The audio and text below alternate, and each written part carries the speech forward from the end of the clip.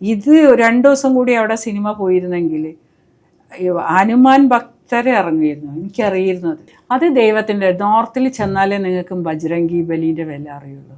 ഹനുമാൻ പൂജകളും ചൊവ്വാഴ്ച ദിവസങ്ങൾ ഹനുമാൻ ക്ഷേത്രങ്ങളും എത്ര മണിക്കൂർ നീണ്ട ക്യൂ അറിയാം ഹനുമാൻ മന്ദിറിലൊക്കെ ഡൽഹിയിൽ. അതന്നെ എല്ലാ സ്ഥലവും.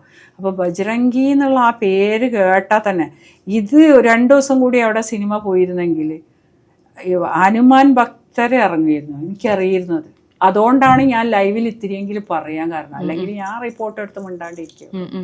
ബാബ ബജ്രംഗി എന്നുള്ള പേര്, ആ ഒരു പേര് മാത്രമേ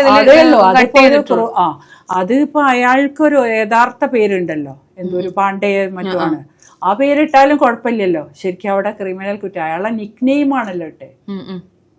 പക്ഷെ നിക്നെയിം വേണ്ട ബാബ ബജ്രംഗി, ആ ഒരു പേരിന് പോലും പേടിക്കുന്നവരാണ്, തീവ്ര മതത്തിൽ വിശ്വസിക്കുന്നവരെന്നല്ലേ. മാഷിന്റെ കൈവെട്ടിയപ്പോ നിങ്ങളൊന്നും എന്താ ചോദിക്കുക, എന്താ മുഹമ്മദ് എന്നുള്ള ഒരു പേര് ക്വസ്റ്റ്യൻ പേപ്പറിൽ വന്നപ്പോ ഒരു മുഹമ്മദ് എന്നുള്ള പ്രവാചകൻ എന്നയാള് പറഞ്ഞിട്ടില്ല. അന്ന് അയാളെ കൈവെട്ടിയ ആൾക്കാരുള്ള നാട്ടിലാണ് നമ്മള് ജീവിക്കണേ. ഒരു ജീവിതം, ഒരു കുടുംബം മുഴുവനും തകർത്ത ആൾക്കാർ. ഈ ചെറിയ അതേപോലത്തെ കാര്യങ്ങൾ വരുമ്പോൾ ഓരോ സംഗതിയിലും നമ്മൾ കാണുന്നുണ്ട്. എപ്പോഴും കോർണർ ചെയ്യാൻ നോക്കുന്നത് ഇവിടുത്തെ മെജോറിറ്റീനെ. ആക്ച്വലി ഇവിടുത്തെ മെജോറിറ്റിയാണ് മൈനോറിറ്റീൻ്റെ അവസ്ഥ.